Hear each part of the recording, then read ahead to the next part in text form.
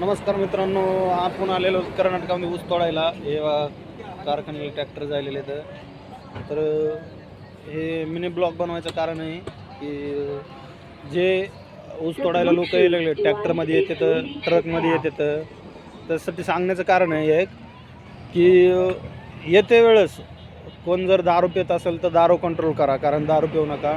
आम्ही ज्या तिथं एक पेट्रोल पंपावर झोपलो होतो त्याच्या जस्ट बाजूच्या साईडलाच एक माणूस ट्रॅक्टरमधून पडलं होतं आणि त्याचे आता मी फोटो बघितले, आम्ही म्हणजे दाखविले होते पोलिसांना, ते फोटो दाखविले तर सगळं डेट झालं होतं. त्याच्या अंगावून गेली होती, गाडी कुठली तरी गेलेली होती. तेच सांगण्याचा प्रयत्न आहे की तिकडून येताना ज्यावेळेस कोणी लहान लेकरं असतील हे त्यांना जपून सांभाळून ठेवा, किंवा मग दारू पित असेल तर कारखान्याला जाऊस तर कंट्रोल करा ना दारू प्यायची. बस आहे का नाही?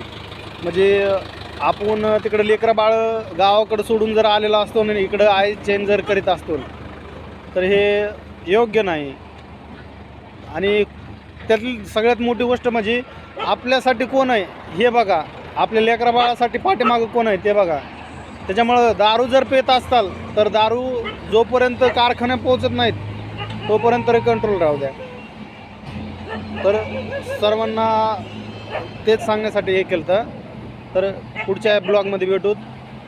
तोपर्यंत बाय बाय. सर्वांना काळजी घ्या आपापली.